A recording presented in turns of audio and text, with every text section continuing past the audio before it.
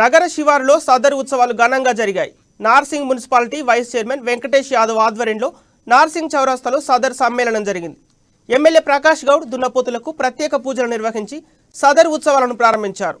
అనంతరం దున్నపోతుల విన్యాసాలు అందరినీ ఆకట్టుకున్నాయి. నార్సింగ్ సదర్ ఉత్సవాల్లో ఆల్ ఇండియా ఛాంపియన్షిప్ అందుకున్న దున్నపోత్ చాందివీర్ను ప్రత్యేక ఆకర్షణగా నిలిచింది. మరోవైపు ఎమ్మెల్యే ప్రకాష్ గౌడ్ తీన్మార్ స్టెప్పులేసి అందరిలో జోష్ నింపారు. సినీ నటుడు, మిమిక్రీ కళాకారుడు శివారెడ్డి సైతం ఈ కార్యక్రమంలో పాల్గొన్నారు.